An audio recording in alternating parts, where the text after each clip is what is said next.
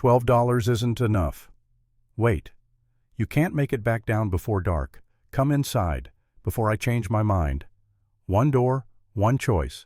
35 years later, this moment would change everything. It began with shame.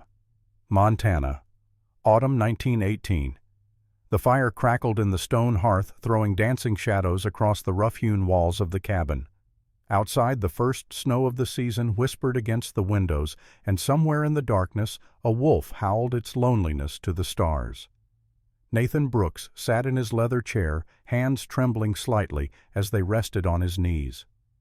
At 73 years old, he had the weathered face of a man who had lived hard and thought harder.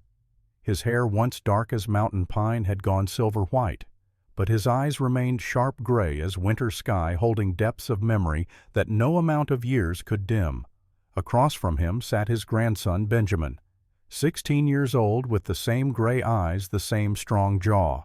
The boy had arrived that afternoon from Denver, sent by his father to spend the winter learning what his grandfather could teach. But the boy knew nothing yet, nothing of the mountain, nothing of the past, nothing of the woman whose photograph hung above the mantel. Nathan reached into his vest pocket and withdrew that photograph now. The edges were worn from years of handling.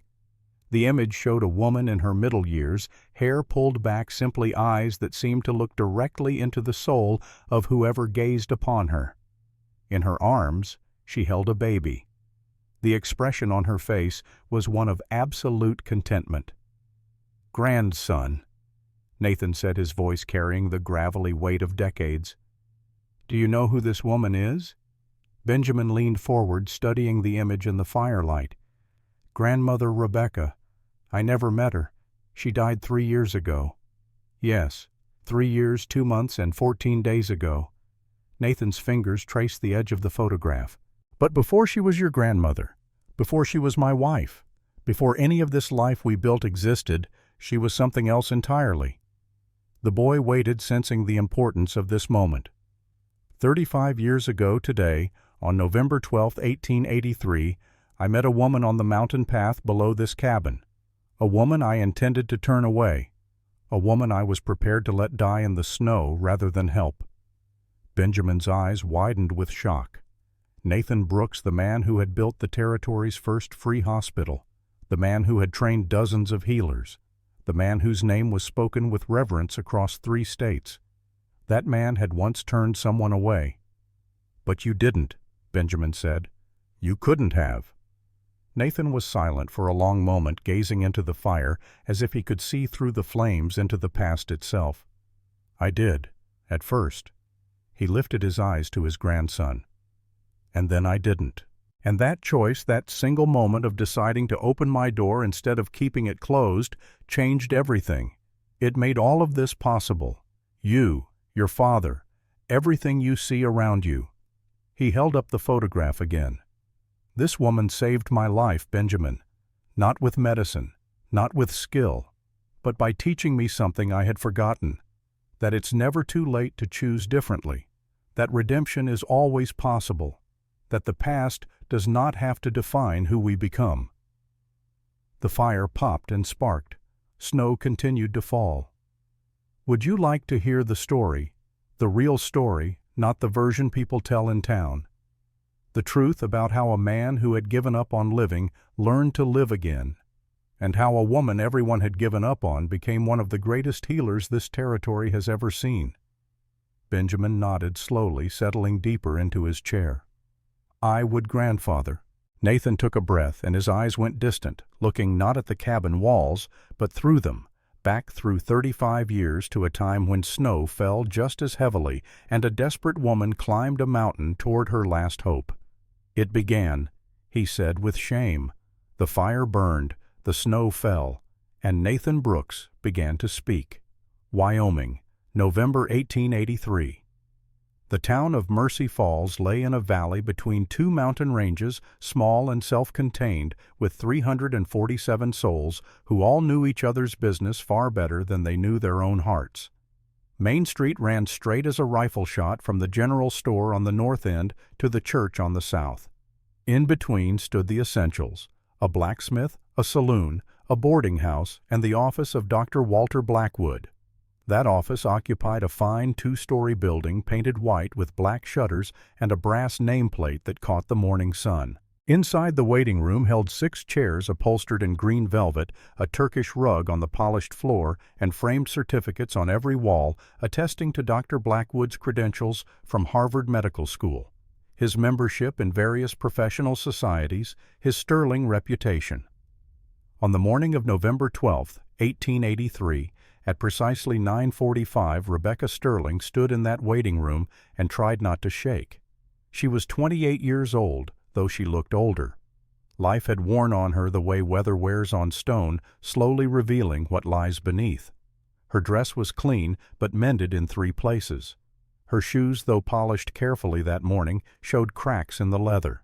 She carried a cloth bag containing her sewing kit, the one thing she owned that had any value.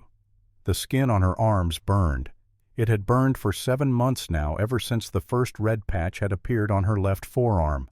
She had thought it a simple rash, something from the garden, something that would fade.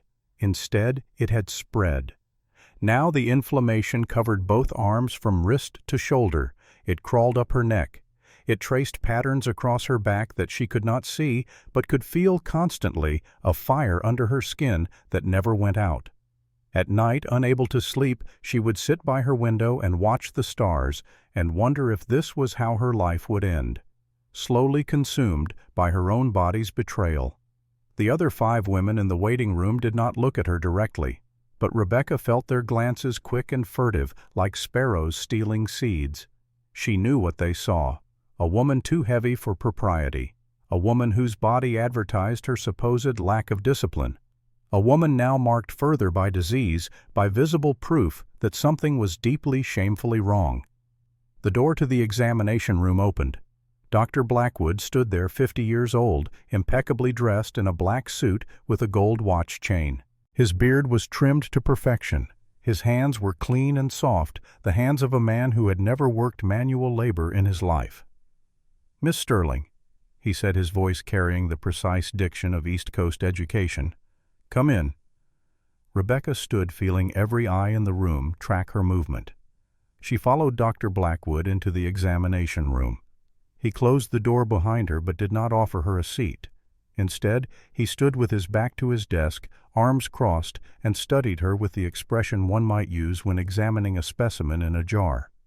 "You wrote in your note that you needed medical attention." "Yes, doctor. My skin. It started 7 months ago, and it's spreading. It burns. At night I can't sleep. During the day I can barely work. I've tried everything I know. Oatmeal baths, cool compresses. Nothing helps." Rebecca extended her arms, showing the angry red inflammation that covered them. In the bright light of the examination room it looked even worse than it felt. Patches of raised, inflamed skin. Some areas cracked and weeping, the result of 7 months of progressive deterioration. Blackwood looked at her arms. Then he took a step backward. That single step told Rebecca everything she needed to know. But she had climbed out of bed that morning with such hope. She had spent her last $3 on the examination fee. She had walked the 6 blocks to this office, believing that finally someone would help.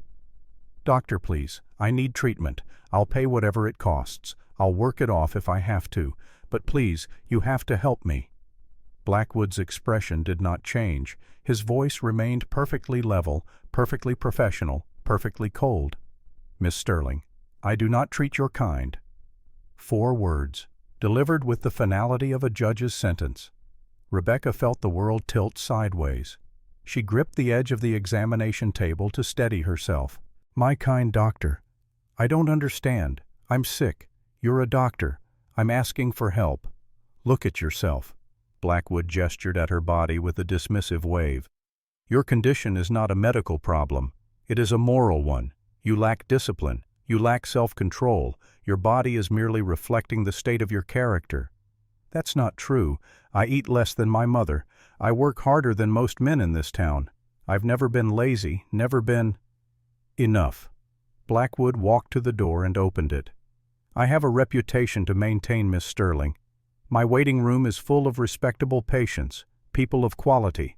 I cannot have them exposed to someone whose very presence might be contagious, and even if you are not contagious, the sight of you would distress them." Rebecca stood frozen, unable to believe what she was hearing. "You're refusing to treat me." "I am protecting my practice. Now please leave. I have actual patients to attend to." The walk through the waiting room was the longest of Rebecca's life. 5 pairs of eyes watched her. 5 women who had heard every word through the thin walls. 5 witnesses to her humiliation. Not one of them met her gaze. Rebecca stumbled out onto the street. The November air bit at her face. She walked without direction, without thought, until she found herself at the small park at the edge of town. There was a bench there beneath a bare oak tree. She sat down and stared at her hands.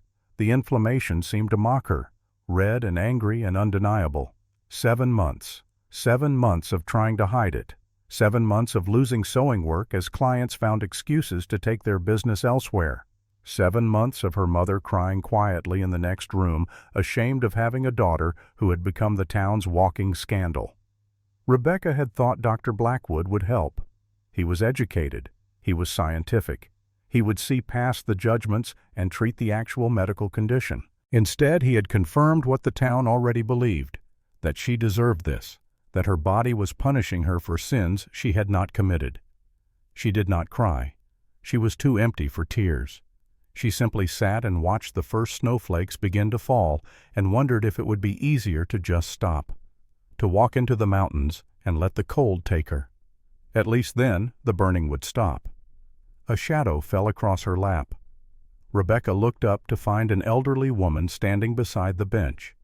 She was perhaps 60 years old, dressed in a plain black cloak, carrying a basket of eggs.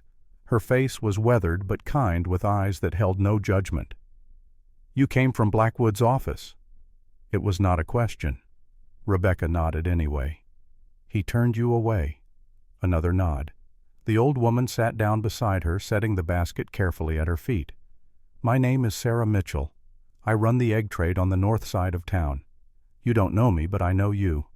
Rebecca Sterling, the seamstress's daughter, the girl who can make anything beautiful with a needle and thread."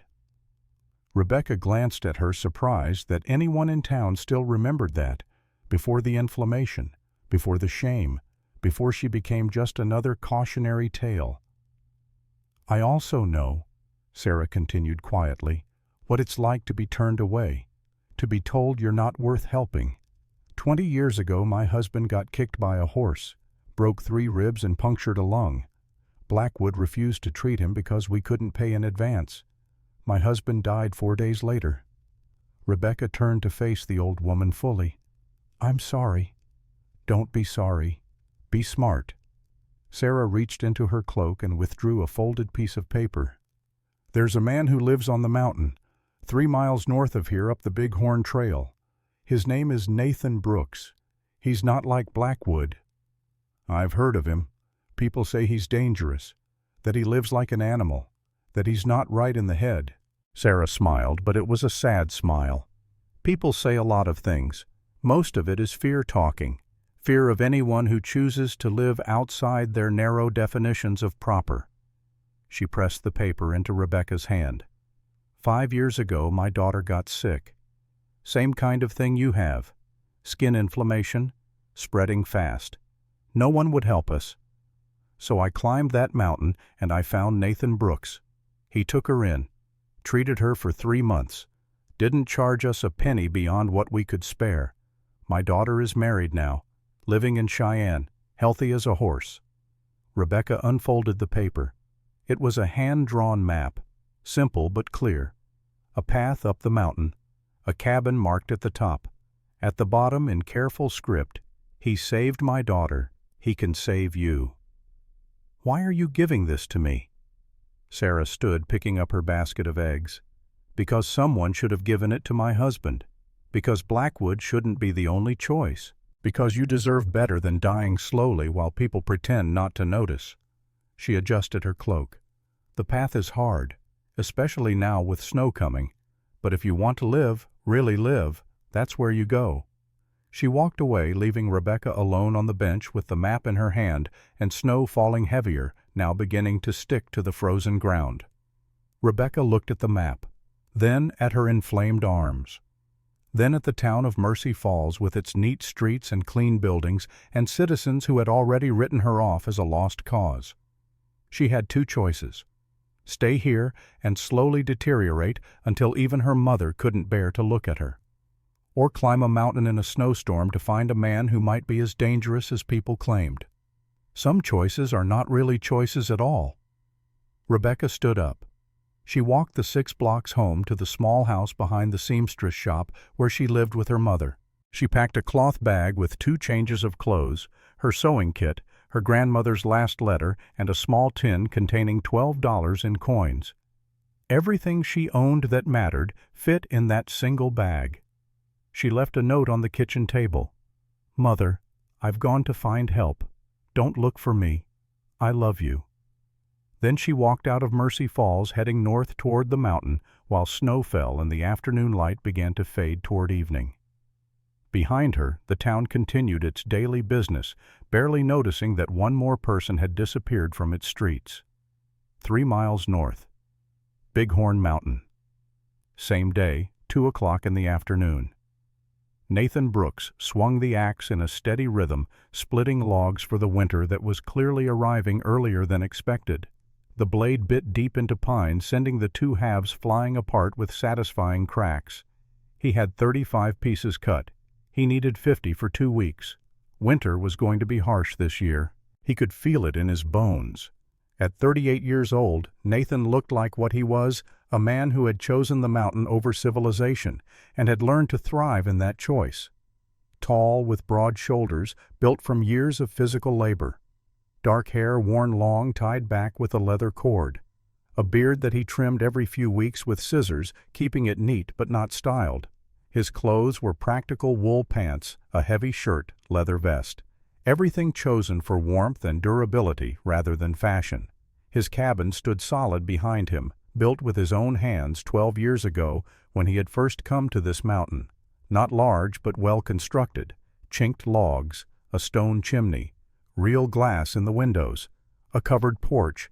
Inside, shelves lined the walls holding jars of preserved herbs, dried plants, medical supplies he ordered twice a year from a catalog. Everything organized with the precision of a man who lived alone and liked it that way. Nathan did not think about the town below. He had trained himself not to. Mercy Falls and its people belonged to a world he had left behind. He had his work, his studies, his quiet. That was enough. A sudden image flashed through his mind, unbidden and unwelcome. A hospital room, a woman screaming, blood on his hands, a voice shouting, "Brooks, do something!" Nathan drove the axe into the chopping block hard enough to bury it 3 inches deep. He left it there standing straight up and pressed his palms against his eyes. Not now, not today. Keep it buried where it belongs. He took 3 deep breaths of cold mountain air until his hands stopped shaking. Then he pulled the axe free and returned to his work. That was when he heard it. A sound that did not belong to the mountain. The crack of a branch breaking. Not the natural break of wind or animal weight, but the break of something heavy moving clumsily through the forest. Nathan set down the axe and walked to the edge of the clearing where he could see the trail that led down the mountain. He rarely had visitors. Twice a year someone from town would climb up seeking his help. He usually treated them and sent them away as quickly as possible. He had learned that proximity to other people brought nothing but trouble. Through the falling snow, he saw a figure climbing the trail, moving slowly, staggering really. Whoever it was had been climbing for some time and was near the end of their strength. Nathan went back to the cabin and retrieved his Winchester rifle from beside the door. Not because he intended to shoot anyone, but because a rifle made people think twice about causing problems. He had learned that lesson early in his mountain years. He stood on his porch and watched as the figure drew closer. A woman, young or perhaps just worn down by life, brown hair coming loose from its pins, wearing a wool coat that had seen better days. Carrying a cloth bag clutched to her chest, she climbed with determination, but also with visible difficulty, as if every step cost her something. Nathan raised the rifle slightly, not aiming, just making its presence known. The woman reached the clearing and stopped breathing hard. Her face was flushed from exertion. Her hands shook. But her eyes, when they met his, held no fear, only a desperate hope that made something twist uncomfortably in Nathan's chest. "Are you Nathan Brooks?" Her voice was rough from the cold and the climb, but it carried clearly across the 30 feet between them. Nathan did not answer immediately. He studied her the way he would study any patient. Labored breathing, but that was expected after a 3-mile climb. Flushed face, but again explainable. But there was something else, something in the way she held herself, the way she favored one side slightly. And there, visible even from this distance, the inflammation on her arms showing through the gaps in her coat sleeves. "I am," he said finally. "My name is Rebecca Sterling. I came from Mercy Falls. I need help." "No, you don't." The words came out harsher than he intended. But Nathan had learned to be harsh. It protected him. It kept people at a distance. It prevented complications. "Yes, I do. I'm sick. My skin. It's been spreading for 7 months. Dr. Blackwood refused to treat me. A woman named Sarah Mitchell gave me your name. She said you helped her daughter. Sarah should keep her mouth shut. She said you could help people others won't help. Then she lied." Nathan turned toward his cabin door. This was the moment. Turn away now, close the door, and this woman would have no choice but to climb back down the mountain. She would find some other solution. Or she wouldn't. Either way, it was not his problem.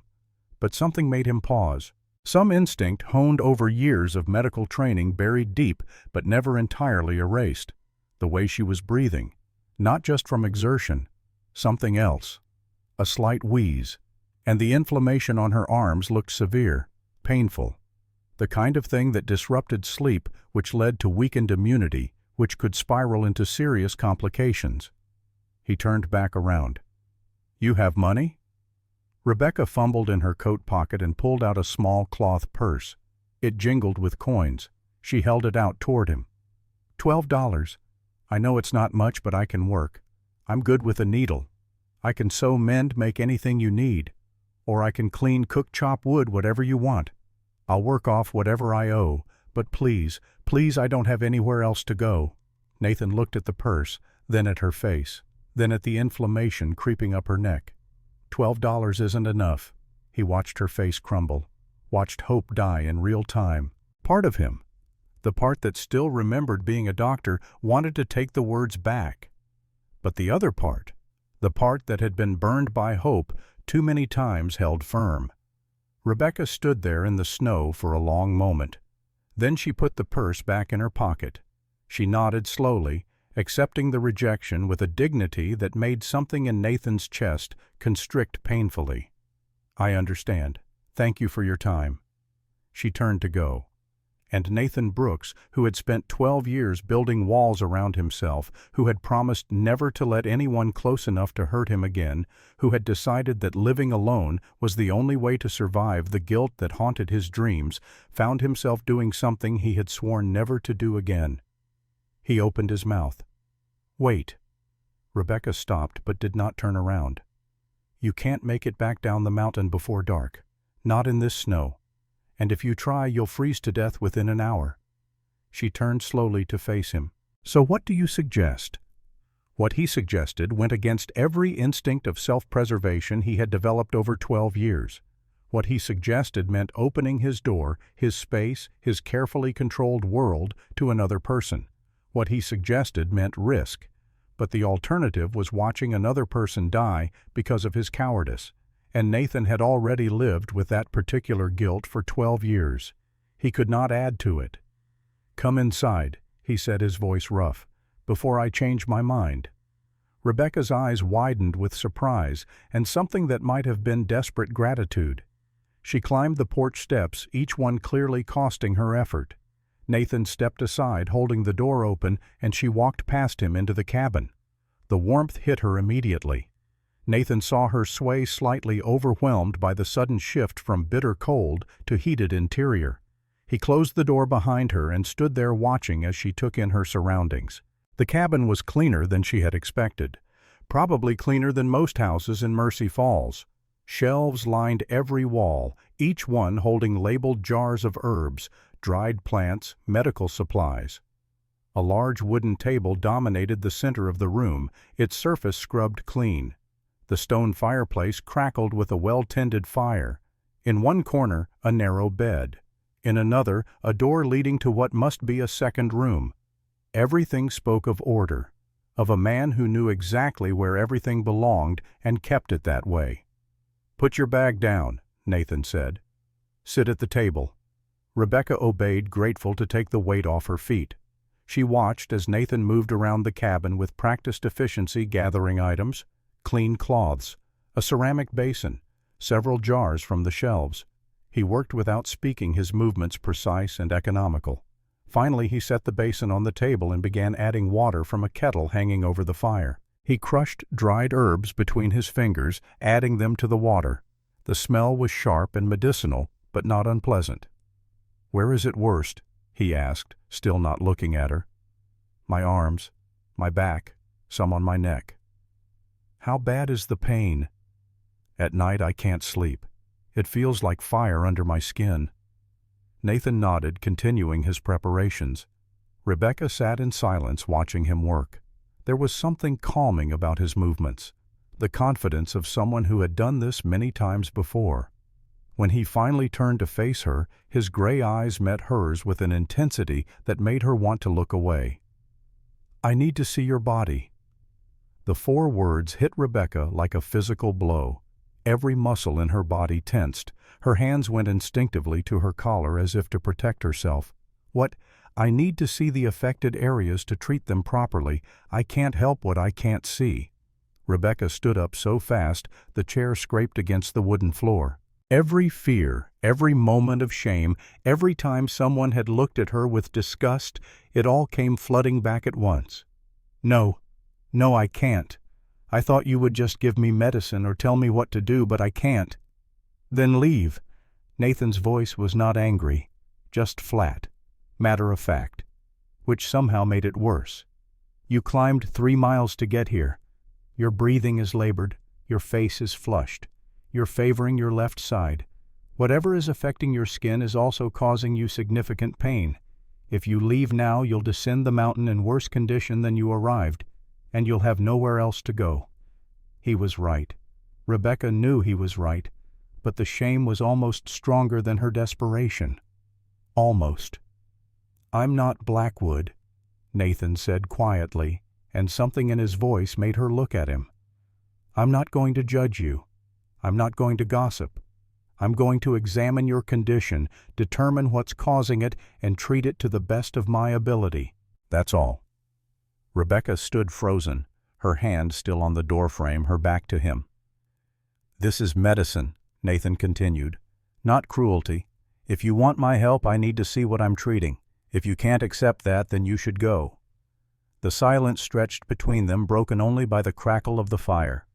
Rebecca thought about the climb down, about her mother's tears, about Dr. Blackwood's disgust, about the town's whispers, about dying slowly while everyone pretended not to notice. She thought about the map Sarah Mitchell had given her and the note at the bottom, "He saved my daughter." With trembling hands, Rebecca began to unbutton her coat. She removed it slowly, laying it over the chair. Then her wool dress fingers fumbling with buttons. Beneath she wore a simple cotton shift. Even through that thin fabric the patches of inflammation were visible, angry red marks across her upper arms, spreading to her shoulders. "The shift, too," Nathan said gently. "I need to see the skin itself."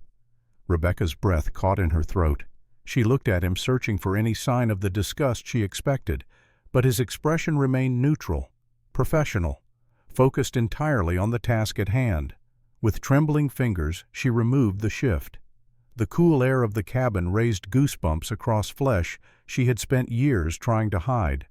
The inflamed patches seemed to burn brighter in the light from the window, across her upper arms, spreading down her back, creeping up her neck like flames. She stood there exposed, waiting for the judgment that always came. But Nathan simply stepped closer, his movement slow and deliberate, giving her time to adjust to his proximity. He circled her carefully, examining the affected areas without touching. His face showed only concentration, the expression of a doctor studying a puzzle. "How long have you had this?" 7 months, maybe 8 now. "And it started where?" "My left arm, just a small patch. I thought maybe I'd brushed against something in the garden, but it spread." "Yes." Nathan continued his examination. "It started at specific points and radiated outward. Do you have any other symptoms? Fever, nausea, joint pain?"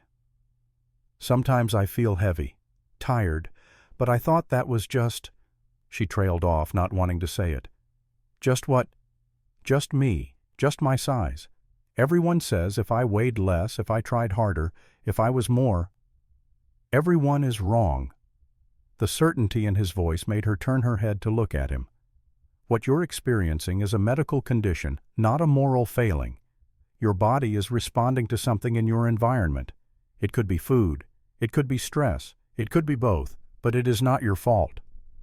In all the months of suffering, no one had said that. No one had treated her illness as anything but evidence of her own unworthiness. Do you know what it is?" Nathan was silent for a moment. Then, "I need to examine more closely.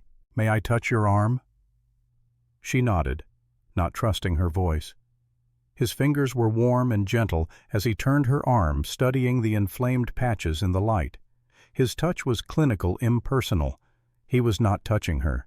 He was examining a condition, solving a problem. "The inflammation follows a pattern," he murmured, more to himself than to her. "Not random. See here, it spreads outward from central points. And the skin itself." He pressed lightly on an unaffected area, watching how the tissue responded. "You're retaining fluid. Your body is trying to fight something, but it doesn't know what it's fighting." He stepped back. "You can put your shift back on." Rebecca grabbed the garment quickly, grateful for even that small coverage.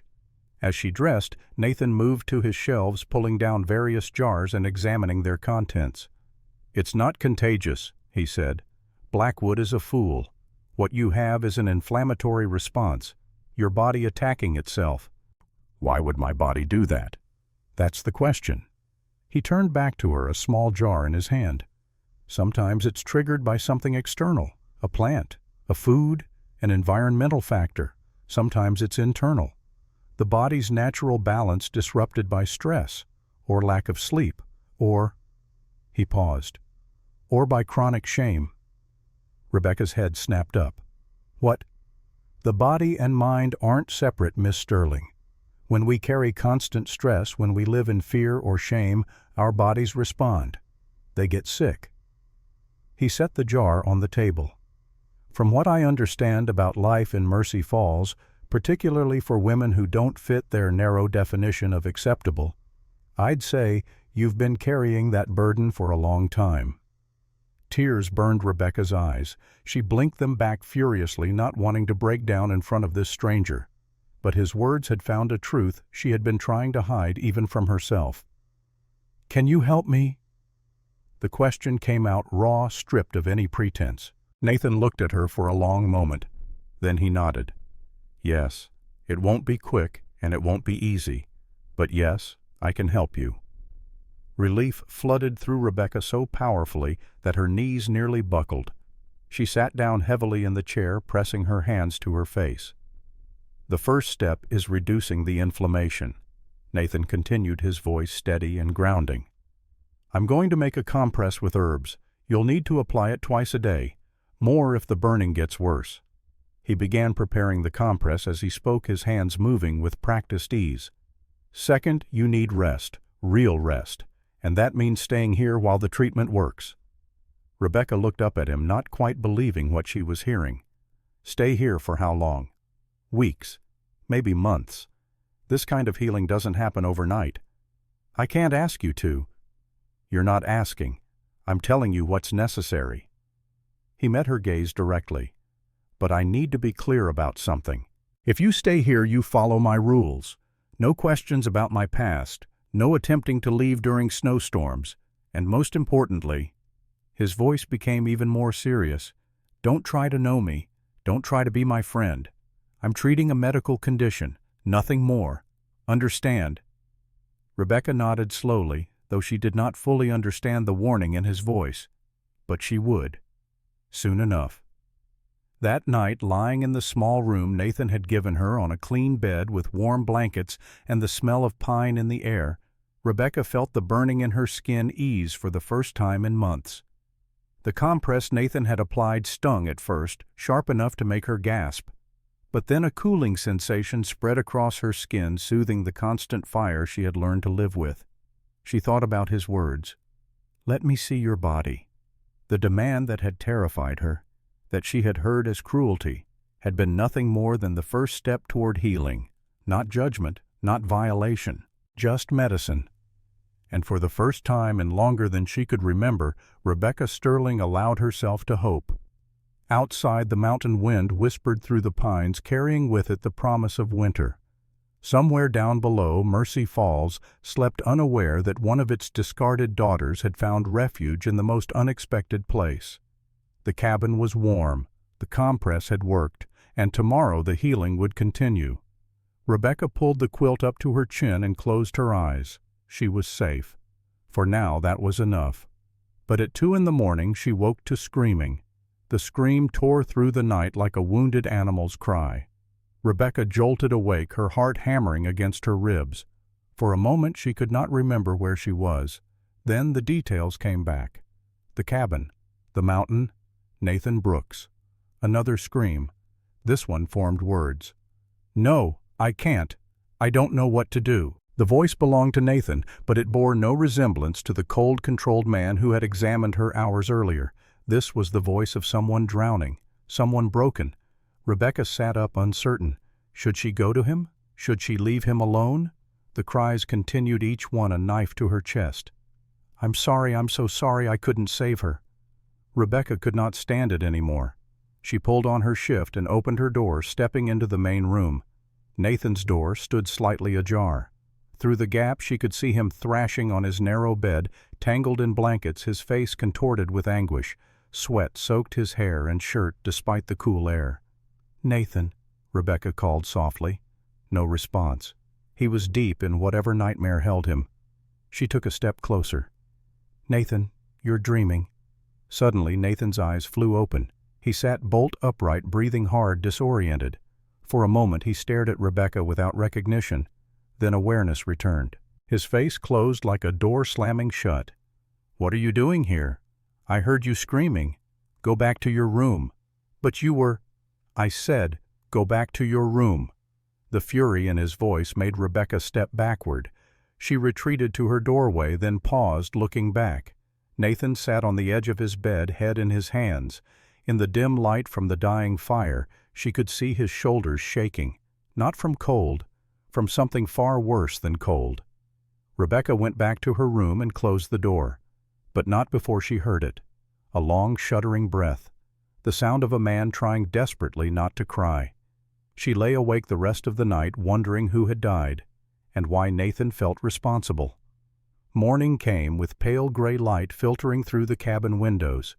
Rebecca rose to find Nathan already up, sitting at the table preparing fresh herbs. His face showed no sign of the previous night's breakdown. He did not look at her, did not acknowledge what had happened. "There's oatmeal on the stove," he said curtly. "No sugar, no milk." Rebecca served herself and sat down. The oatmeal was bland but warm. She ate in silence, stealing glances at Nathan's rigid posture. After several minutes he spoke without turning around. "We begin treatment today. Bandage changes twice daily. Strict diet, no wheat, no dairy, no refined sugar. Questions? Why those foods? They cause inflammation. Some people can't process them. Their bodies react." He stood up. "Come here. I'll change your bandages." Rebecca approached the table where he had laid out fresh supplies. When he gestured for her to remove her shift, she did so with less hesitation than before. The compress had worked. For the first time in months, her skin felt bearable. Nathan worked in silence, his hands efficient and gentle. Rebecca watched his face as he examined the inflammation. His concentration was absolute. These were the hands of someone who had done this hundreds of times. "You were a real doctor, weren't you?" she asked quietly. Nathan's hands paused for just a fraction of a second, then continued their work. Once. Why did you stop? I told you, no questions about my past.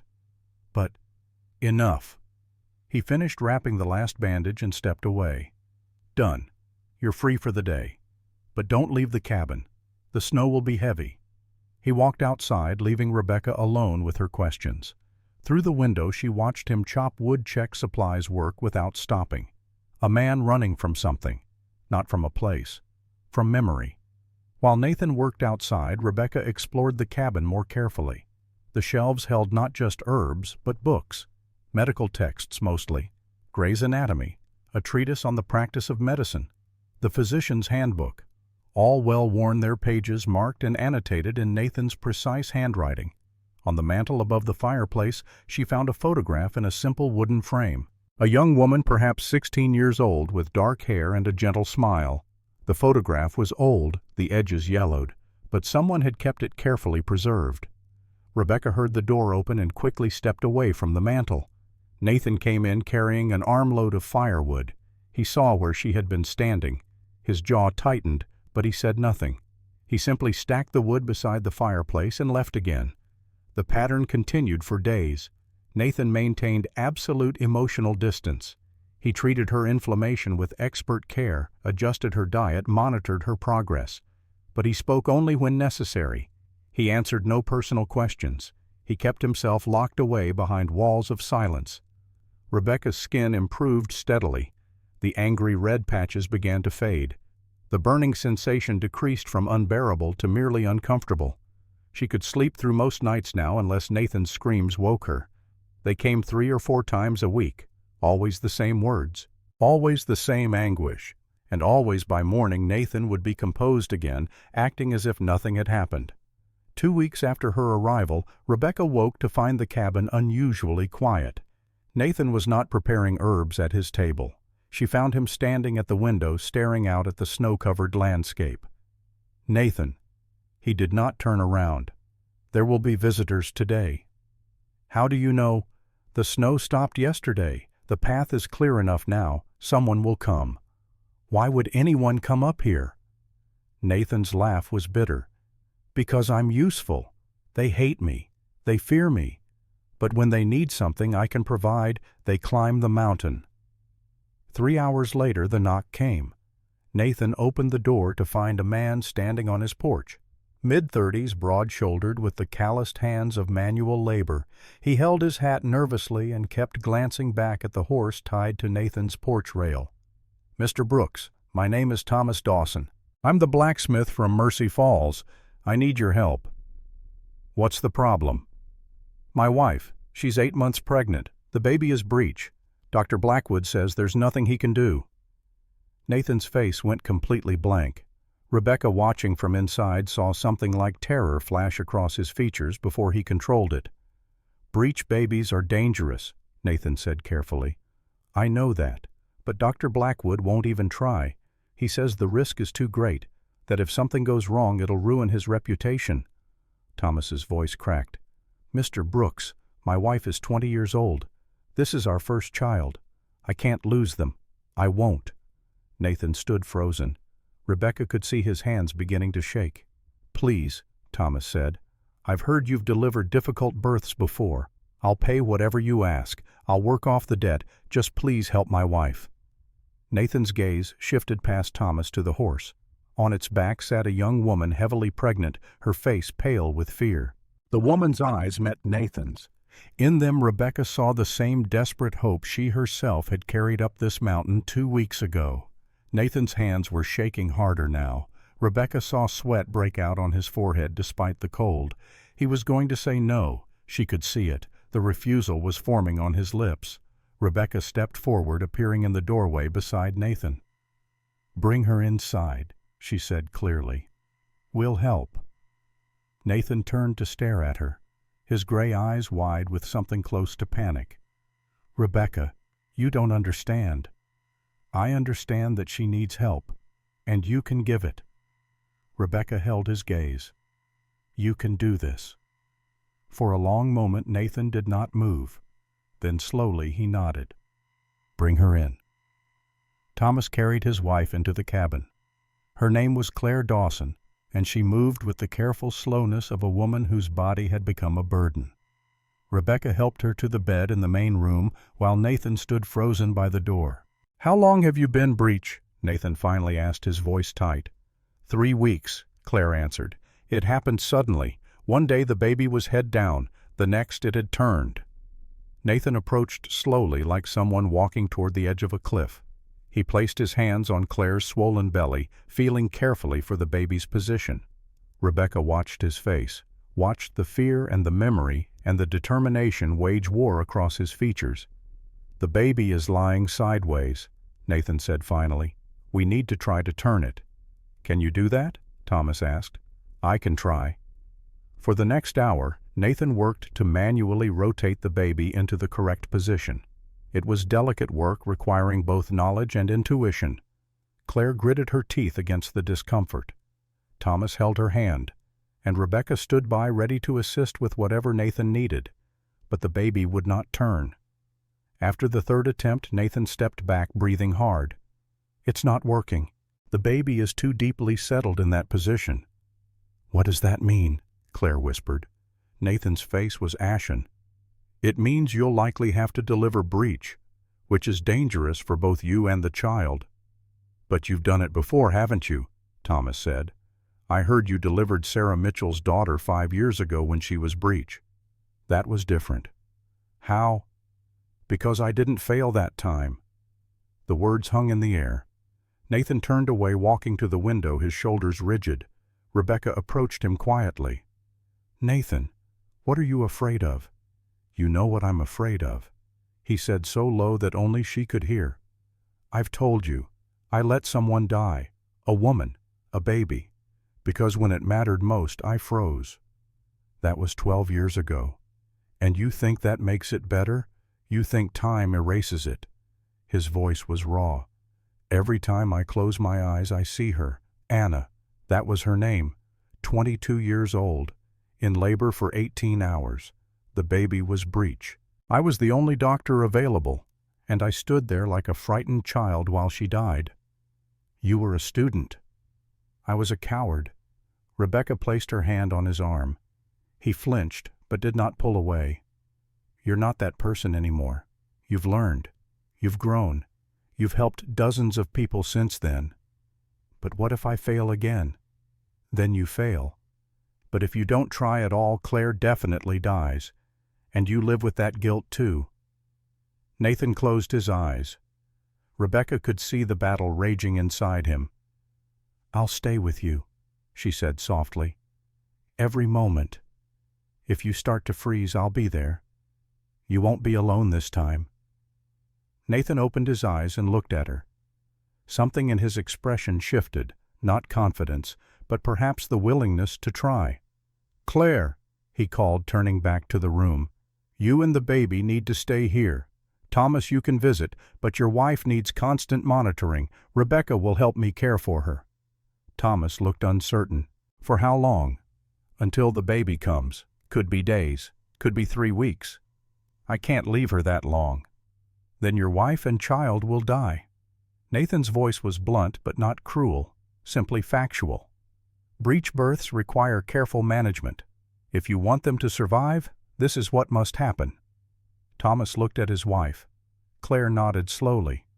"I'll stay," she said. "I trust you, Mr. Brooks." Those 4 words, "I trust you," made Nathan's jaw tighten, but he nodded. "Rebecca, prepare the second room for Mrs. Dawson." Over the next 3 days, the cabin settled into a new rhythm. Claire rested as much as a woman 8 months pregnant with a sideways baby could rest. Nathan checked on her every few hours, monitoring the baby's heartbeat, watching for any signs of early labor. And Rebecca learned, absorbing everything Nathan taught her about pregnancy, about birth, about the delicate balance between intervention and patience.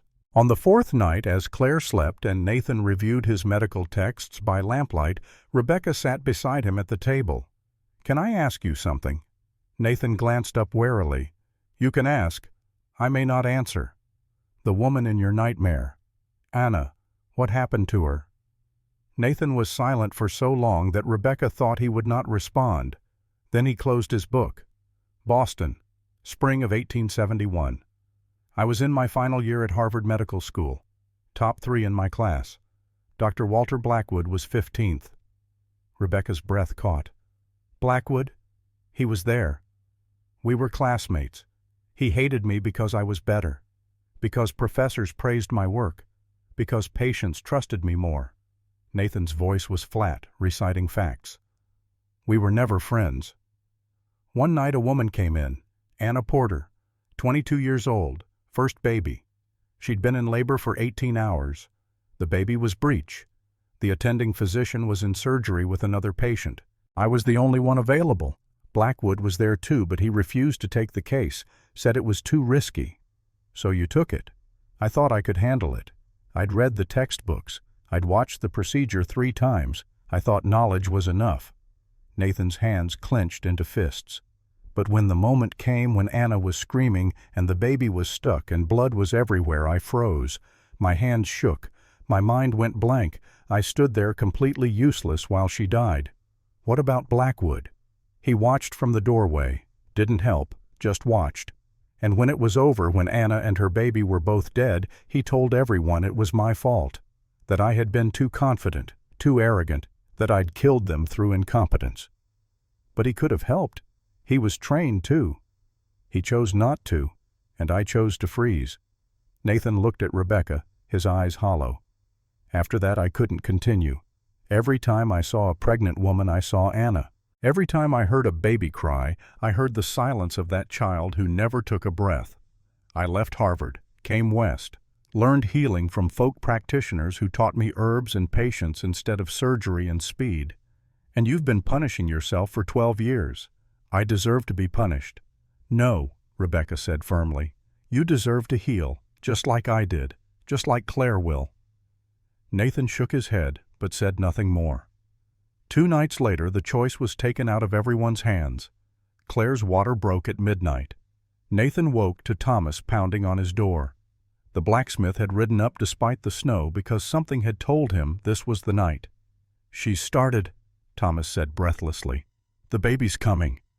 Nathan dressed quickly, his face pale.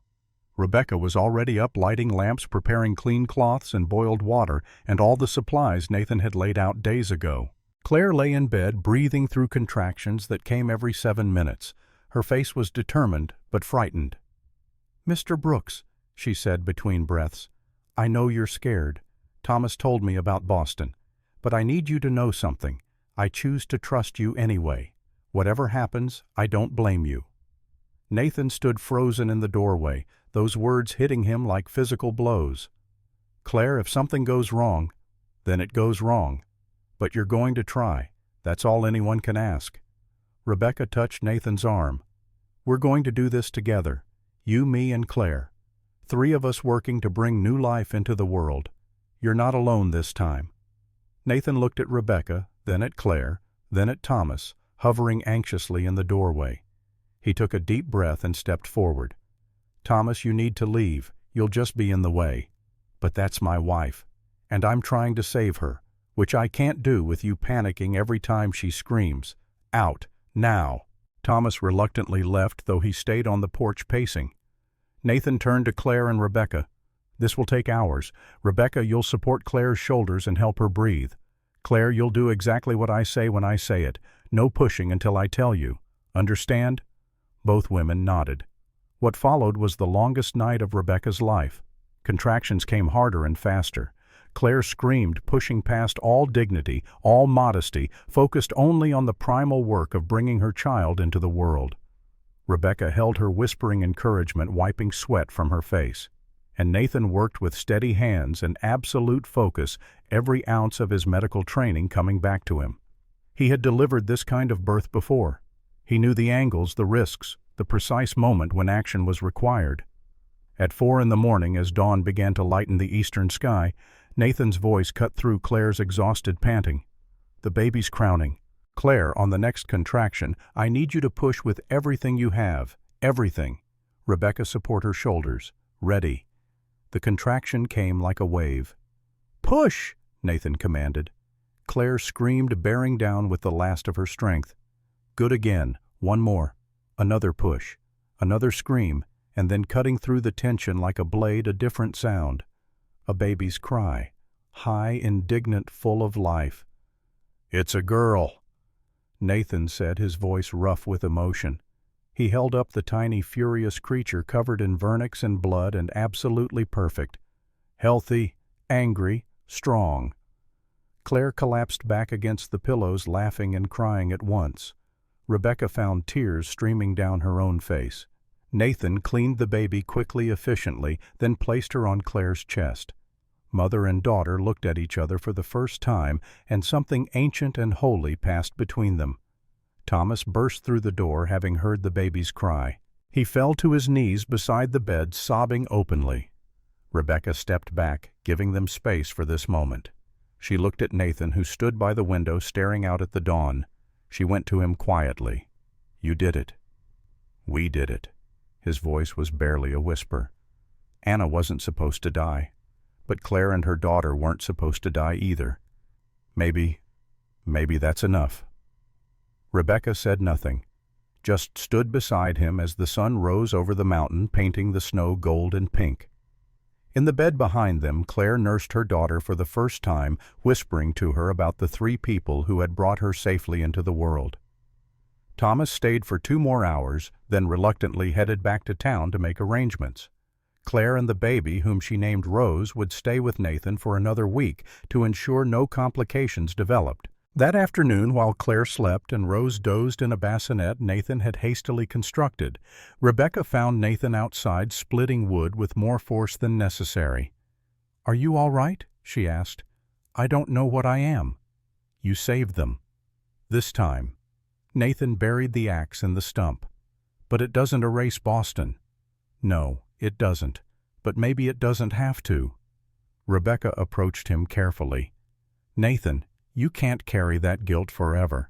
At some point you have to forgive yourself." "I don't deserve forgiveness." "Maybe not, but you deserve a chance to keep living, to keep helping people, to keep being the healer you've become." Nathan looked at her, really looked at her for the first time since she had arrived. What he saw seemed to surprise him. Not the sick woman who had stumbled up his mountain 3 weeks ago, but someone stronger. Someone who had seen him at his worst and not turned away. "Who are you, Rebecca Sterling?" he asked quietly. "I'm the woman you saved, and maybe the woman who can save you back." Before Nathan could respond, they heard it. The sound of horses, multiple horses, coming up the trail. Nathan's face hardened immediately. "Get inside. Take Claire and Rose to the back room. Lock the door." "What's wrong?" "That's too many horses for a friendly visit." He grabbed his rifle from inside the cabin. "Go! Now!" Rebecca obeyed, helping Claire gather the baby.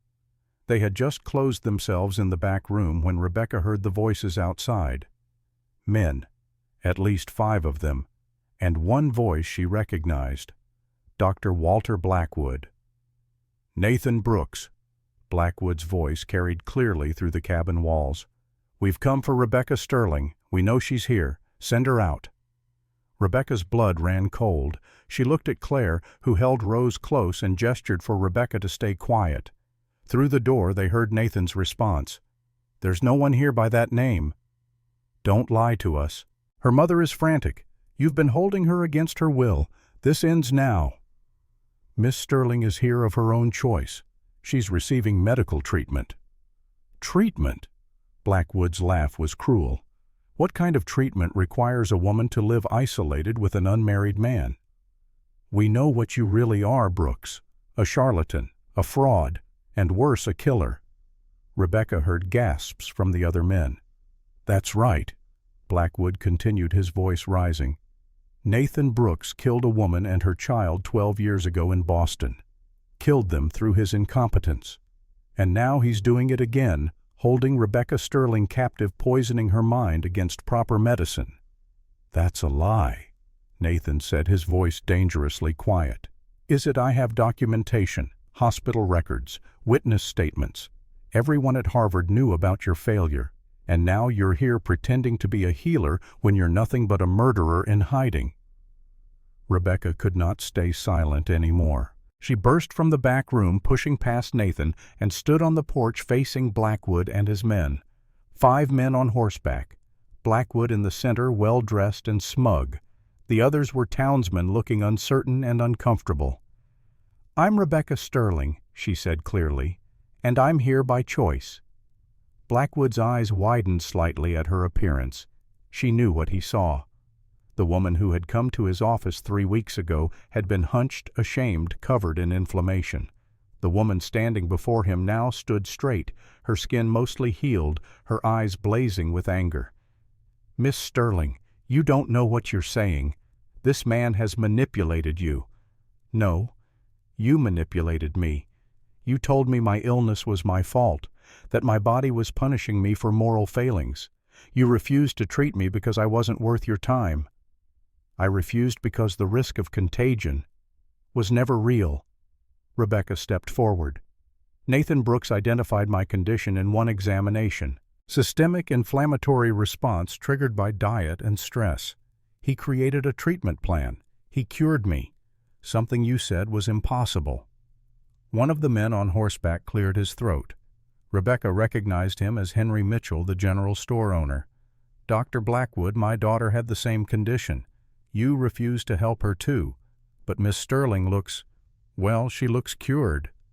"She looks temporarily improved," Blackwood snapped. "But at what cost?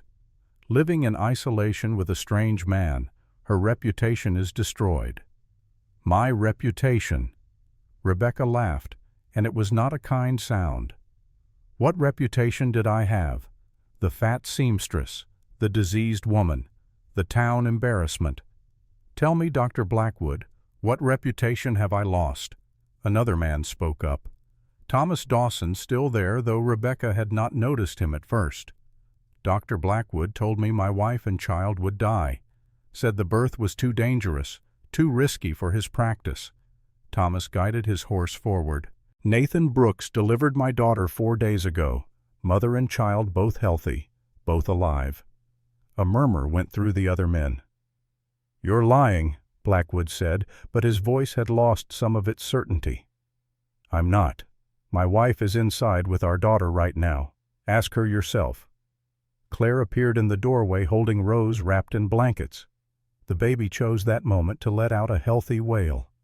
"Mr. Brooks saved my life," Claire said clearly, "and my daughter's." Dr. Blackwood refused to even try. The men on horseback were shifting now, exchanging glances. The certainty that had brought them up the mountain was crumbling, but Blackwood would not let go. "This changes nothing. Brooks is still not a licensed physician. He's practicing medicine illegally." "Then arrest me," Nathan said calmly. "Go ahead. Bring me before a judge. Let me present my cases. Let these people testify. Let's see what a court says about who's really practicing medicine and who's just protecting their income." Blackwood's face went red. "You arrogant—" "No, just honest. Something you've never been." Nathan stepped forward. "You've known me since Harvard, Walter. You know I was the better student, the better doctor. That's why you hated me. That's why you stood in that doorway and watched Anna Porter die instead of helping. Because you hoped my failure would destroy me. That's not true, isn't it? You spread the story across Boston, made sure everyone knew I'd failed, made sure I'd never practice in a hospital again. And then you came here to the frontier where your mediocre skills would be good enough because there was no competition." Blackwood's hand went to the pistol at his belt. "Don't!" one of the other men said sharply. "Put your hand down, doctor." Blackwood looked around at the men he'd brought with him, seeing now that none of them were on his side. They were looking at him with suspicion, with doubt. "You're all fools," he spat. "When people start dying because of this charlatan, remember I warned you." He yanked his horse around and rode back down the mountain, his exit lacking any dignity. The other men remained. Mitchell spoke first. "Mr. Brooks, my daughter, is there anything you can do for her condition?" Nathan nodded slowly. "Bring her up. I'll examine her." "And my wife," another man added. She's been having terrible headaches. Blackwood says she's just being hysterical, but bring her too." One by one, the men expressed interest in treatment for themselves or their families, problems Blackwood had dismissed or refused to address.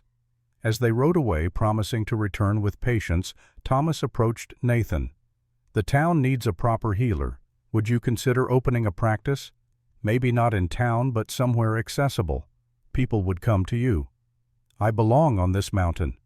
"Then we'll build a clinic at the base. You and Miss Sterling could work there a few days a week. The town would supply whatever you need." Nathan glanced at Rebecca. She nodded slightly. "We'll discuss it," Nathan said finally.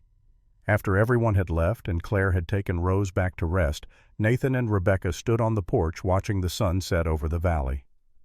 "Everything just changed," Rebecca said quietly. "Yes." "Are you ready for that?" Nathan was silent for a long moment. "I don't know, but I know I can't hide forever. Maybe it's time to stop running from Boston, stop running from Anna. Maybe helping people is the only redemption I'm going to get." Rebecca took his hand, just held it, their fingers intertwined warm against the cold evening air. Nathan did not pull away. They stood like that as darkness fell, two broken people who had somehow found a way to begin healing each other. But their peace would not last. Because in Mercy Falls, Dr. Walter Blackwood sat in his office and made plans.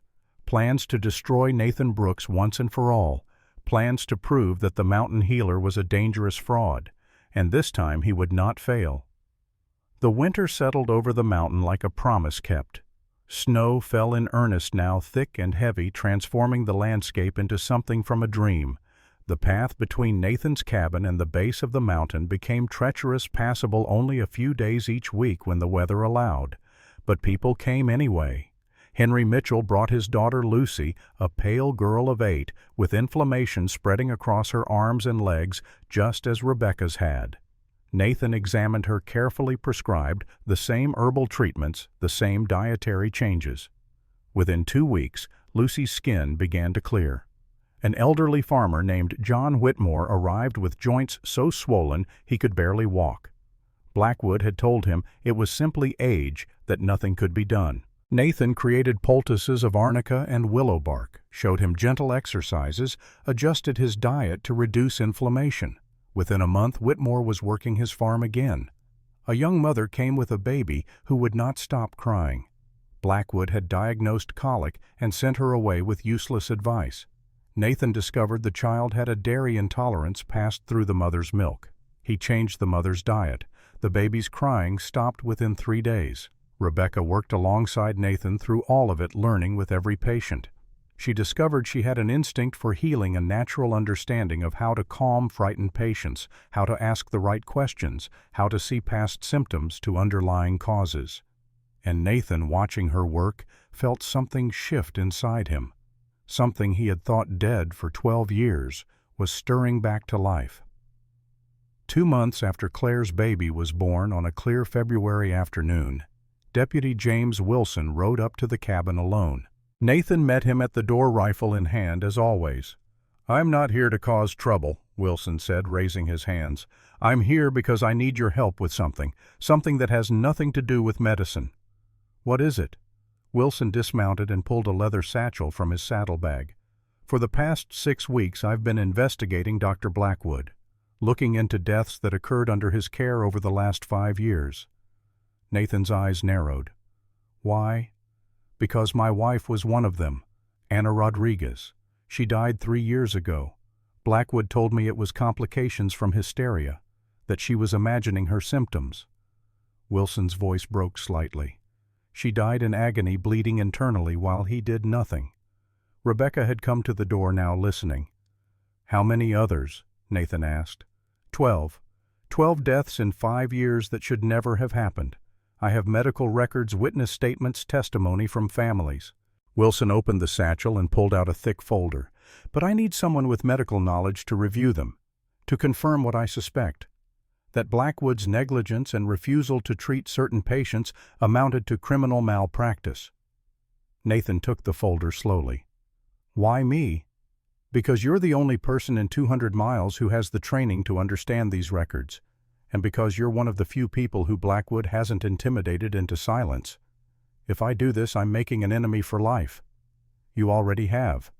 The question is whether you're going to let him keep killing people or whether you're going to stop him." Nathan looked at Rebecca. She nodded once. "Come inside," Nathan said. "This will take time."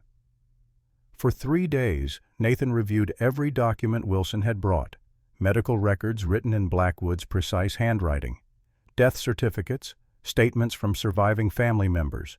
A pattern emerged clear and damning. Blackwood had refused treatment to patients who could not pay his full fees in advance. He had dismissed women's symptoms as hysteria without examination. He had prioritized his reputation over human lives, avoiding any case that might result in failure, even when those cases were survivable with proper care. On the evening of the 3rd day, Nathan set down his pen and looked at Wilson. 12 deaths. 10 of them were preventable with basic medical intervention. The other 2 might have died anyway, but Blackwood didn't even try. He turned them away. "Can you put that in writing?" "I can do better than that. I can testify in court." Wilson's face showed surprise. "You'd be willing to do that? Publicly? Blackwood will bring up Boston. He'll try to destroy your credibility." "Let him try." Nathan's voice was cold. "If I stay silent, I'm as guilty as he is." Rebecca placed her hand on Nathan's shoulder.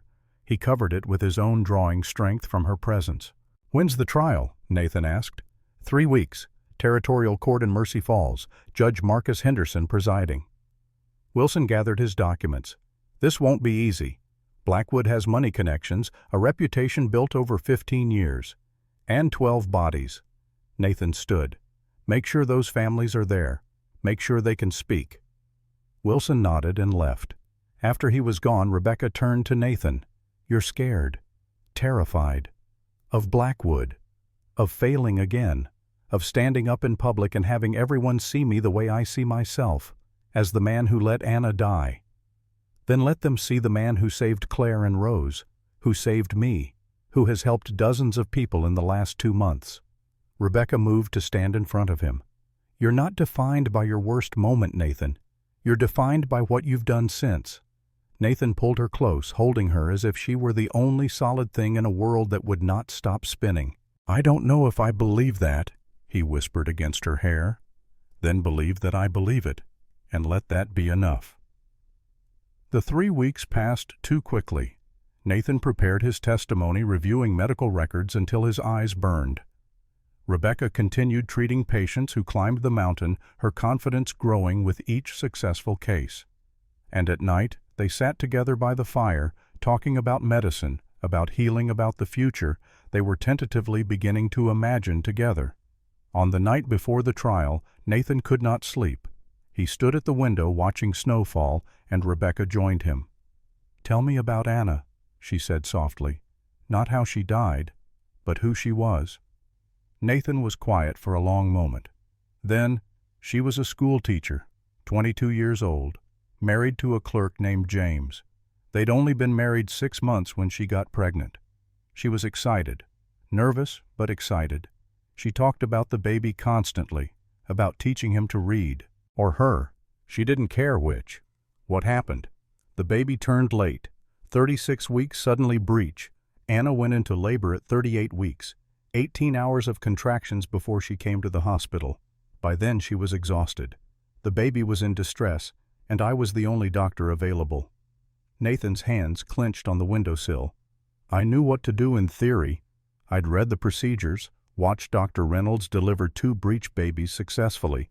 But when I was standing there with Anna screaming and the baby stuck and blood everywhere, my mind went blank. My hands started shaking. I couldn't remember which way to turn the baby, couldn't remember if I should wait or intervene. I just stood there frozen while she died. And Blackwood stood in the doorway watching. I begged him to help. He said, 'This is your case, Brooks. You wanted to be the hero. Be the hero.' Then he walked away." Rebecca felt tears burning her eyes. Not for Anna, though she grieved for the young teacher who never got to hold her child, but for Nathan, who had carried this guilt like a stone around his neck for 12 years. When it was over, Nathan continued, when Anna and the baby were both gone, Blackwood told everyone I'd been reckless, overconfident, that I'd insisted on handling a case beyond my abilities.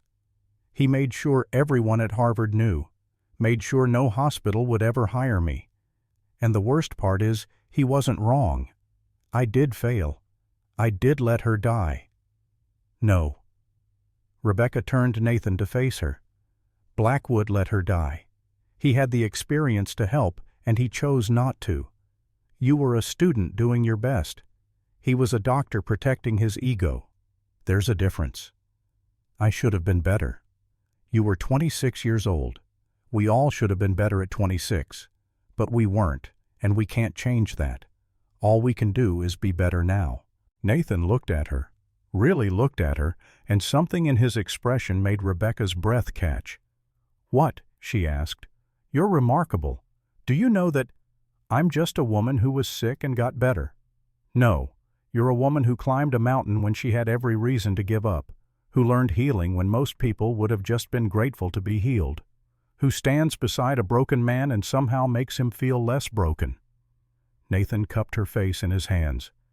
Rebecca Sterling, when this trial is over, when the dust settles, I want to ask you something. But not yet.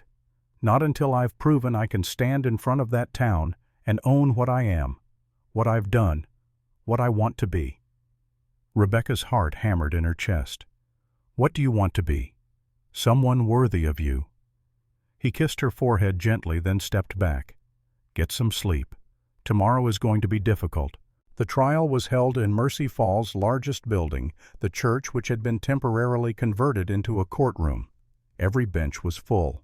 People stood along the walls. The entire town, it seemed, had come to watch Dr. Walter Blackwood face justice. Judge Marcus Henderson, a stern man of 60, with a reputation for fairness, presided from a makeshift bench at the front. To his right sat Blackwood with his attorney, a slick man from Denver. To his left, Deputy Wilson presented the case for the prosecution. Nathan sat in the front row, Rebecca beside him. She could feel the tension radiating from his body as he waited to be called. The prosecution began by calling the families of the deceased. One by one, they told their stories. Maria Rodriguez. James Wilson's sister-in-law described how Anna Wilson had begged Blackwood for help, how he'd dismissed her pain as female hysteria, how she died 3 days later from an ectopic pregnancy that could have been surgically treated. John Miller spoke of his son dead at 16 from a ruptured appendix after Blackwood had diagnosed him as drunk and sent him home. Sarah Brennan wept as she described her mother's death from a simple infection that had gone untreated because Blackwood said she was too old to warrant expensive antibiotics. Story after story, death after preventable death. The courtroom grew quieter, with each testimony the weight of so many lost lives pressing down on everyone present.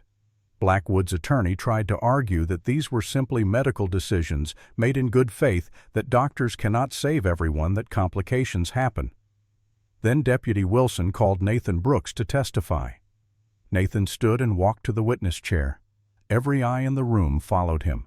He could feel their judgment, their curiosity, their suspicion. The mountain man, the hermit, the fraud, according to Blackwood. Please state your name and qualifications, the judge said. Nathan cleared his throat. Nathan Brooks. I attended Harvard Medical School from 1868 to 1871. I completed 3 years of study before leaving. Why did you leave? Because I failed to save a patient, a woman named Anna Porter and her child. I was a student, inexperienced. I made mistakes. They died. A murmur went through the courtroom. Blackwood's attorney smiled. So you admit you're responsible for a patient's death? I admit I failed to save her, yes. And yet you present yourself as qualified to judge Dr. Blackwood's medical decisions. I present myself as someone who has spent 12 years learning from that failure, who studied with folk healers, midwives, herbalists, and traditional practitioners to understand healing beyond what Harvard taught, who has successfully treated dozens of patients using methods that work. The attorney sneered. Folk healers, herbalists, not exactly medical credentials, are they? They are if the patients live. Laughter rippled through the courtroom. The judge banged his gavel. "Mr. Brooks," the judge said, "you've reviewed the medical records in question. In your professional opinion, were these deaths preventable?" Nathan took a breath. This was the moment. Everything hinged on what he said next. 10 of the 12 deaths were completely preventable with basic medical intervention. Ana Rodriguez had an ectopic pregnancy. The symptoms were textbook. A simple examination would have revealed it. Surgical intervention could have saved her life. Instead, Dr. Blackwood dismissed her as hysterical and sent her home to die. "That's a lie," Blackwood shouted, jumping to his feet. "I examined her thoroughly." "Your own records say you spent less than 5 minutes with her," Nathan said calmly, "that you did no physical examination, that you prescribed laudanum for her nerves and told her husband to keep her quiet. She was a woman prone to exaggeration. She was a woman dying of internal bleeding, and you let her die because treating her properly would have taken time and effort you weren't willing to give to a deputy's wife who couldn't pay your full fee up front." The courtroom erupted. The judge banged his gavel repeatedly. "Order, I will have order." When silence finally returned, the judge looked at Nathan. "Continue, Mr. Brooks. What about the other cases?" For the next hour, Nathan systematically dismantled Blackwood's defense. He explained in clear, simple terms how each death could have been prevented, how a ruptured appendix has specific symptoms that any trained doctor should recognize, how infections require antibiotic treatment, not dismissal as weakness, how pregnancy complications need proper monitoring, not assumptions. And through it all, Blackwood grew paler and paler, his attorney's objections growing weaker and weaker. Finally, Blackwood's attorney played his last card. "Mr. Brooks, isn't it true that you and Dr. Blackwood attended Harvard together, that there was animosity between you, that this testimony is motivated by personal vendetta rather than medical fact?" Nathan met Blackwood's eyes across the courtroom. "Yes, we attended Harvard together. Yes, there was animosity. Walter Blackwood hated me because I was a better student, because professors praised my work, because patients trusted me more." Nathan's voice grew harder. "And when I failed with Anna Porter, when I froze in that delivery room and couldn't save her, Walter stood in the doorway and watched. I begged him to help. He refused. He said, 'This is your case, Brooks. You be the hero.'" Gasps filled the courtroom. "Then he spread the story of my failure across Harvard, made sure everyone knew, made sure no hospital would hire me, not because he cared about medical standards, but because eliminating me as competition was worth destroying my career." "You can't prove that," Blackwood's attorney said weakly. "No, but I can prove that he's been doing the same thing here, refusing to treat patients who might tarnish his reputation if they die, choosing his image over human lives." Nathan stood. "Your Honor, I came to this mountain to escape my failure, to hide from what I'd done. But staying hidden means letting Blackwood continue to kill people through negligence, and I can't live with that guilt anymore." The judge looked at Nathan for a long moment. Then he turned to Blackwood. "Dr. Blackwood, do you wish to testify in your own defense?" Blackwood stood, his face red, his hands shaking. "This is a witch hunt. Nathan Brooks is a jealous, failed student who couldn't handle the pressures of real medicine. Everything I've done has been within the bounds of professional judgment. Professional judgment that resulted in 12 deaths. Medicine is an art, not a science. Sometimes patients die. That doesn't make me a criminal. But refusing to treat them because they can't pay," the judge said quietly, "refusing to examine them properly, dismissing symptoms without investigation, those aren't medical decisions. Those are business decisions. And when those business decisions result in preventable deaths, that's not medicine. That's negligence." The judge looked out at the packed courtroom. "I'll render my verdict tomorrow morning. Court is adjourned." That night, Rebecca found Nathan standing outside the cabin staring up at the stars. She brought him a blanket and wrapped it around his shoulders. "You did well today. I destroyed a man's career. You told the truth. There's a difference." Nathan turned to her. "Anna's husband was there, in the courtroom. I saw him. I don't think he knew who I was until I testified. But when I explained what happened, when I said I'd frozen and couldn't save her, he looked at me like he finally understood it wasn't his fault."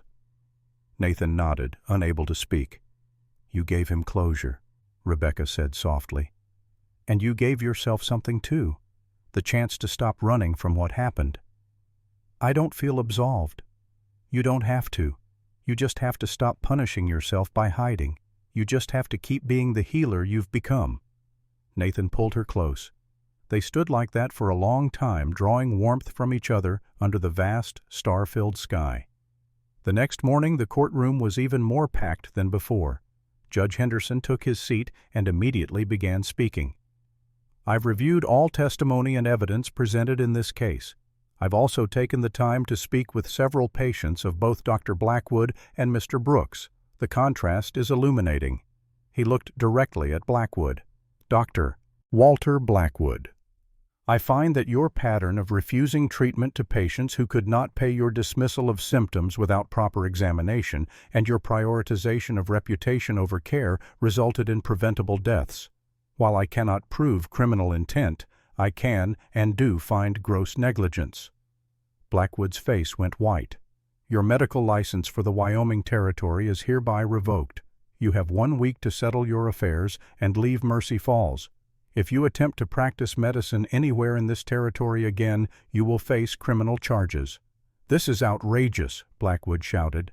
"I'm being judged by a charlatan and a failed student. This court has no authority. This court has every authority, and if you continue to disrupt these proceedings, I'll have you removed in chains. Do you understand?" Blackwood said nothing. He simply gathered his papers and walked out of the church, his attorney scrambling to follow. The judge then turned to Nathan. "Mr. Brooks, while you lack formal certification, your knowledge and results are undeniable. I'm authorizing you to continue practicing medicine in this territory. Additionally, I'm requiring that any doctor who replaces Blackwood must consult with you on difficult cases. The people of this region deserve access to your skills." Nathan stood slowly, shocked. "Your Honor, I'm not sure I'm qualified." "You're more qualified than most doctors I've met. You care about your patients, you continue learning, and most importantly, you tell the truth even when it costs you." The judge smiled slightly. "Don't argue with me, Mr. Brooks. Just accept the authorization and keep doing what you're doing." The courtroom erupted in applause. People crowded around Nathan, thanking him, asking when he'd be available for consultations. Rebecca watched from the side, her heart full. This was what healing looked like. Not just bodies, but communities. Trust rebuilt. Hope restored. As they walked back toward the mountain that afternoon, Nathan suddenly stopped. "Rebecca." She turned to face him. He took both her hands in his. "I told you I wanted to ask you something. After the trial. After I'd proven I could stand in front of that town and own who I am." "Nathan, you don't have to." "I do. Because I've spent 12 years alone thinking that was what I deserved. That isolation was my punishment. Then you climbed up to my cabin desperate and sick, and somehow in healing, you healed something in me." He took a breath. "I'm not an easy man. I have nightmares. I have regrets. I'll probably always carry guilt about Anna. But I know one thing with absolute certainty. I don't want to spend another day alone when I could spend it with you." Nathan dropped to one knee in the snow.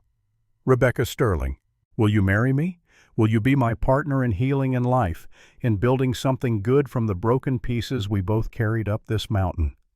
Rebecca's eyes filled with tears. She pulled him to his feet and kissed him soft and certain. "Yes, 1,000 times yes." They were married 3 weeks later in the small church in Mercy Falls, with Judge Henderson presiding and half the town in attendance. Claire and Thomas Dawson stood as witnesses with baby Rose cooing happily in her mother's arms. Rebecca wore a simple dress she'd sewn herself. Nathan wore his best clothes, which weren't much, but he'd trimmed his beard and tied his hair back neatly. When the judge pronounced them husband and wife, the applause was deafening. But the greatest moment came at the reception when Anna Porter's widower, James, approached Nathan. "Mr. Brooks, I need to tell you something." Nathan tensed, expecting anger or accusation. "Thank you," James said simply. For 12 years I've blamed myself. Thought maybe if I'd gotten Anna to the hospital sooner, if I'd insisted they do something, if I'd been a better husband, she'd still be alive. But hearing you testify, understanding what really happened, I finally realized it wasn't my fault. Or yours. It was just tragedy. And sometimes tragedy just is.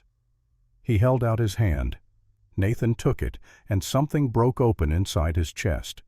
Not forgiveness, perhaps, but something close. Permission to keep living. Permission to build a future instead of being trapped by the past. The years that followed were full.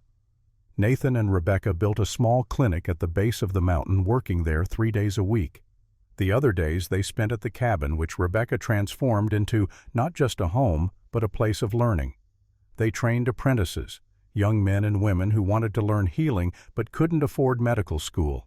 Margaret Sterling lived with them for 15 years, helping raise her grandchildren and tending the expanded herb gardens. She passed peacefully in her sleep in 1898, surrounded by the family she had once feared losing. They taught them herbs and anatomy diagnosis and compassion. They passed on everything they'd learned, the formal and the folk, the scientific and the intuitive. In 1886, Rebecca gave birth to their first son. They named him James after Anna's husband. 2 years later came their second son, William. In 1890, a daughter they named Sarah after the woman who'd given Rebecca the map that started everything. Each birth Nathan delivered with steady hands and a full heart. The nightmares about Anna grew less frequent, never disappeared entirely, but lost some of their power. Rebecca became the first certified female medical practitioner in Wyoming Territory, passing rigorous examinations in 1892. She specialized in women's health, treating patients who'd been dismissed as hysterical or overly emotional by male doctors.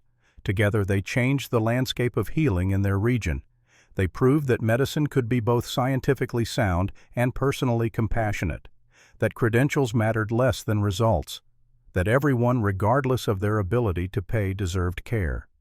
But time, as it always does, moved forward. Montana. Autumn 1918. The cabin was quieter now. The apprentices had long since graduated and scattered to practice their own healing. The clinic at the mountain's base was run by younger hands, though it still bore the names Brooks Medical Practice on its sign. Nathan sat in his chair by the fire, 73 years old, his hair silver white, his hands marked by age, but still steady. Across from him, Benjamin waited patiently for the story to continue. "Your grandmother," Nathan said, picking up the thread, "died 3 years, 2 months and 14 days ago, August 2nd, 1915. Her heart simply gave out one morning. She was 60 years old. We had 32 years together." "Were they good years?" Nathan smiled, and it was a real smile, warm and full. "They were everything. We raised 3 children, trained 47 apprentices, treated thousands of patients, built something that will last long after we're gone." He paused. "But more than that, we proved something important, that broken people can heal, that past failures don't define future possibilities, that it's never too late to choose differently." "Is that why you wanted to tell me this story?" Benjamin asked. "Because I'm about to become a man, because I'll make mistakes and need to know they won't destroy me." "Partly, but also because you're considering medical school. Your father told me in his last letter, and I wanted you to understand what being a healer really means." Nathan leaned forward. "It's not about being perfect. It's not about never failing. It's about showing up anyway, about learning from failures instead of being destroyed by them, about caring for people even when it's hard, even when they can't pay, even when the outcome is uncertain. It's about being like you." "No." Nathan shook his head firmly. "It's about being like your grandmother. She came to me broken, and instead of staying broken, she chose to become someone who helped others heal. That's the real heroism, not saving people despite your wounds, but because of them." Benjamin was quiet for a moment. Then, "Can I ask you something, grandfather?" "Anything. Do you still have nightmares about Anna?" Nathan considered the question honestly. "Sometimes. Less than before. But yes, I don't think they'll ever completely stop. Anna is part of my story. Her death changed my life. Not acknowledging that would be dishonest. Does it still hurt? Yes, but it hurts less than it used to. And I've learned that some pain is meant to be carried, not cured.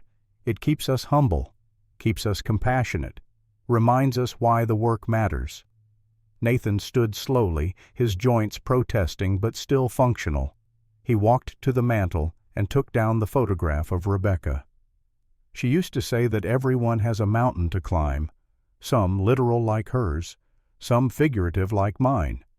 But the point isn't whether you make it to the top. The point is whether you're willing to keep climbing when it gets hard. When your hands are bleeding and your legs are shaking and every instinct tells you to turn back. He handed the photograph to Benjamin. Your grandmother climbed a mountain in a snowstorm, sick and desperate to find a man she'd never met. That took courage I can barely comprehend. And when I tried to turn her away, she refused to leave. She sat on my porch and said she'd rather die there than go back to a place where people made her feel less than human. That's when you let her in. That's when I chose to stop hiding, and that choice made everything else possible. Benjamin studied the photograph. In it, Rebecca held baby James, but if you looked closely you could see Nathan's hand resting on her shoulder, connected, together. I want to be a doctor, Benjamin said quietly. Like you and grandmother. I want to help people. Nathan felt his chest tighten with pride and love and the bittersweet knowledge that he wouldn't live to see his grandson fulfill that dream. He was 73. His heart was weak. He had perhaps a year left, maybe less, but it was enough. Then be a doctor, Nathan said, but be a healer first. Remember that patients are people, not problems, that sometimes the best medicine is just listening, that credentials matter less than compassion, and that everyone who comes to you desperate and hurting deserves your best effort regardless of who they are or what they can pay. I'll remember. Good. Nathan took the photograph back and returned it to its place of honor. Now, it's late. You should rest. We have a long day tomorrow. What are we doing tomorrow? I'm going to start teaching you. Herbs first, then anatomy, then diagnosis. By the time you leave for Denver in the spring, you'll have a foundation to build on. Benjamin stood and embraced his grandfather. Nathan held him tight, this boy who carried his blood and Rebecca's legacy forward into a future neither of them would see. After Benjamin went to bed, Nathan stood at the window looking out at the mountain. Snow was falling again just as it had 35 years ago when a desperate woman had climbed toward his door. He thought about all the lives they'd touched, all the patients saved, all the apprentices trained, all the ripples spreading outward from one moment of choosing to open a door instead of keeping it closed. His hand went to his chest, feeling the irregular flutter of his failing heart. Not long now. A few months perhaps. Maybe he'd make it to spring. Maybe not. But he was ready. The fear that had haunted him for 12 years after Anna's death, the terror of his own mortality, had faded to something manageable. He'd done the work, built the legacy, loved and been loved in return. Rebecca's voice echoed in his memory something she'd said on one of their last nights together before her heart gave out. We've had a good life, Nathan. Not perfect, but good. And we've left the world better than we found it. That's all anyone can ask. She'd been right. Nathan took one last look at the mountain, at the path where Rebecca had climbed so long ago, and smiled. Then he went to bed knowing that when he closed his eyes, if Anna appeared in his dreams, she would not be screaming. She would be at peace, and so was he. 4 years later, in the spring of 1920, Nathan Brooks died peacefully in his sleep. He was 74 years old. His funeral was attended by over 300 people, patients he'd treated, apprentices he'd trained, children whose lives he'd saved. Benjamin Brooks, his grandson, stood at the graveside and read from a journal Nathan had kept. I came to this mountain to die, the entry read. To punish myself for failing to save a woman named Anna. I thought isolation was my penance. But then Rebecca Sterling climbed up through the snow, desperate and broken, and in healing her, she taught me the most important lesson of my life. that we don't heal despite our wounds. We heal through them. And that the greatest gift we can give another person is not perfection, but presence. Not the absence of failure, but the courage to keep trying anyway. They buried Nathan beside Rebecca on the hill behind the cabin. The same hill where they'd stood 35 years ago and made vows to each other. 2 simple headstones marking 2 remarkable lives. The clinic they'd built continued to operate for another 60 years. The apprentices they'd trained went on to train others, spreading their philosophy of compassionate care across the West. And Benjamin Brooks became Dr. Benjamin Brooks, one of Colorado's most respected physicians, known for treating every patient with dignity regardless of their ability to pay.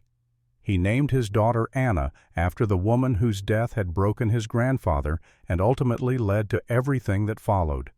And he told her the story just as Nathan had told him, about a woman who climbed a mountain, about a man who opened his door, about choosing healing over hiding.